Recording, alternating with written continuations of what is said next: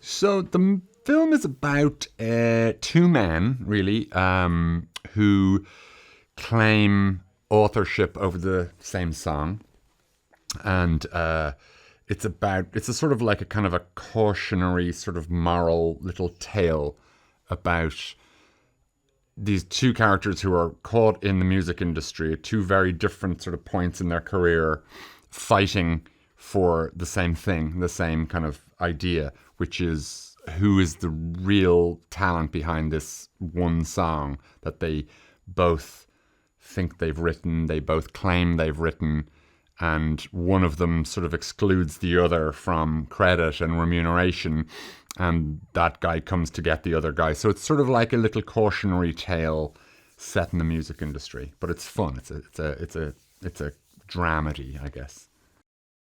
You know, I've wanted to work with Paul for years, and love what he does, and I love his light touch. And um, finally, there's this project came along, and I sort of thought I'll send this to him and see, because we had spoken on Zoom about some other things before, and I kind of knew him in that capacity, but I just sent the script to him and said, is this something, do you know this guy, do you? And he was like, I love this guy, and I've wanted to be this guy. And, you know, you'll find that happens quite a bit with actors. There's, you know, before people become actors, they often kick the tires on other careers, and a lot of actors kind of thought, maybe I'll be a singer, because they're generally pretty good looking, and they think, you know, maybe I'll be a singer, could I be, you know. There's a sort of an interesting thing there where there's a lot of actors that I know that would love to have been in a band. And if they weren't an actor, the next best thing would be to be out there with your foot up on a monitor singing to an audience, or, you know. And he definitely, I think Paul would admit to having a little bit of that, and is a huge music, kind of walking encyclopedia of music, and the kind of music I like, and Gary and Peter and the team that have sort of put this film together. I was Zooming with him early on in this process, and it was like speaking to an old friend from school who like has had exactly the same, and you can like mention really nuanced pieces of music trivia from the 80s, and they're like exactly. And so there was a lot of that, and that when you have that kind of rapport with somebody, you'd be crazy not you it's like making a film with your mates, really. Even though I never knew Paul before, he has just come into this like a friend, like a music lover, like a, you know, and it's a real testament to how great rock and roll music is, because, you know, it's connected so many people all over the world, or, you know, who've heard music in the 70s and 80s growing up.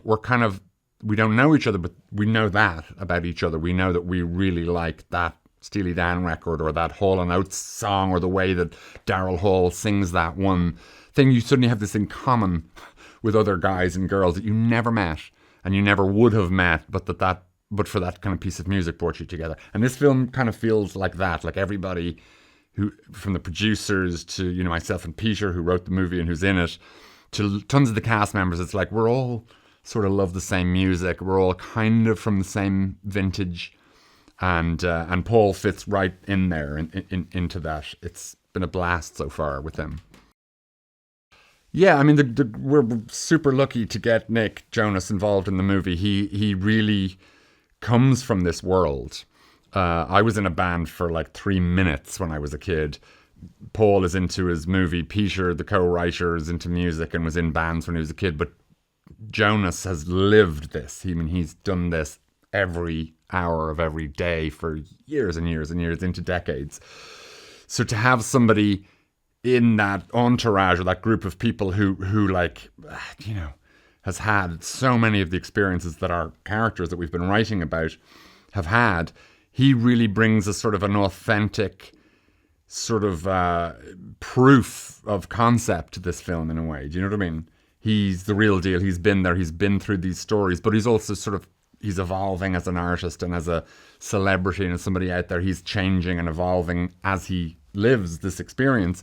So to get him in the film is a real coup for us. We're very excited, because he will, not just that he'll lend an authenticity to it, but he'll be able to sort of, to certain things that when I say to him, and he'll like smile, there'll be a little smile of recognition. It's like, you got that totally right. I've been in that room. And I'm an Irish guy. I go to LA once every decade. he lives that world and he kind of knows that's wrong, that's right. And there's a real, to have somebody acting in your film who can sort of speak from that place. We're lucky to get him, and also kind of it's necessary that we got somebody who wasn't an actor pretending to be a singer. Nick just opens his mouth and he's like, Jiminy, so much experience is in that voice. And you hear him sing and you're like, okay, that's the reason why all of this has happened to him. Because when he sings, it's like, oh my God, It's funny having somebody, you're sitting in a control room and you don't know somebody and they start to sing and you're hearing it through the speakers. And you look at the back of your hands and the hairs have gone up. And you sort of like, and that's dry in a studio and it's a first take. How's this going to sound in surround sound in a theater? If my hairs are going up now, it's going to be amazing. And it will be, I think. It'll be a real, to experience the music of this film, I think, will be kind of like listening to an album in a way. It's not just about the drama, and it's really putting something on and taking your time and listening to it and seeing it develop and really experiencing the songs as if you're sort of listening to a record for the first time. Power Ballad is a film that will sort of connect different generations of people, because it's, you've got your boy band singer, you've got your schoolgirl daughter of the lead character who's having her struggles, you've got a slightly long-suffering wife in Marcia, you've got a guy who's wants to be a rock star or a pop singer who isn't, who lives in suburban Dublin. You've got, and then you've got the managers of those characters, and you've got the A&R man, and you've got the whole cross section of people sort of struggling and in the music industry but not quite getting their dreams fulfilled, but at different ages, different countries, different generations. It's a story between Dublin and Los Angeles, but chiefly it's the story of how the same song can mean something so different to the different characters within the film. So it's about one song and its effect and its meaning and its significance from a personal point of view, financial point of view, from a credit point of view, from career point of view, to these 5 or 6 characters.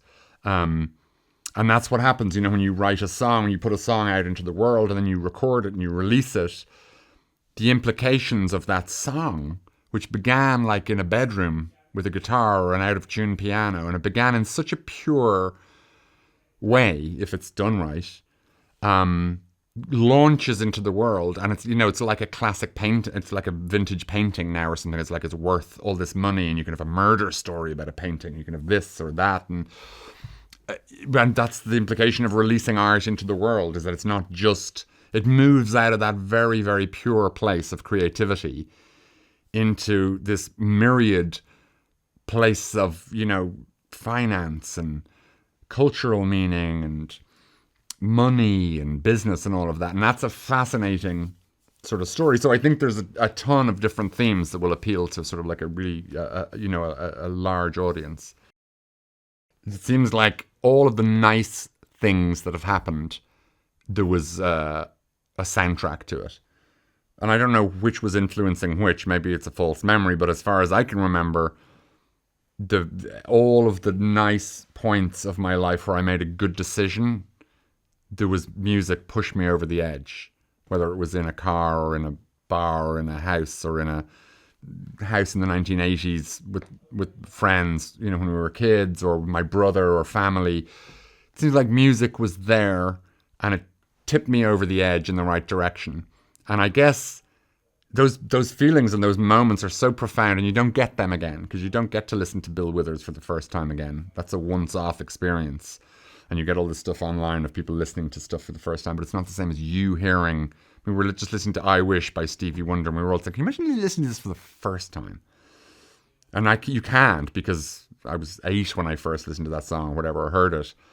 And what you're getting now just isn't Stevie Wonder, and it's why those songs are lasting so long, because kids are listening to them now and going, oh my God, I didn't realize this is what music could be. And I think these films are an attempt to try and kind of restage those scenes and relive those moments. because I keep doing them. So there must be some reason for why I'm drawn. To answer your question, there's some reason why I keep going. Oh, let's put a bunch of songs in this film. I don't know. It's my whole youth was sort of had its own soundtrack, and yeah, I think the best moments of my life, there was something on the radio that was pushing me in the right direction.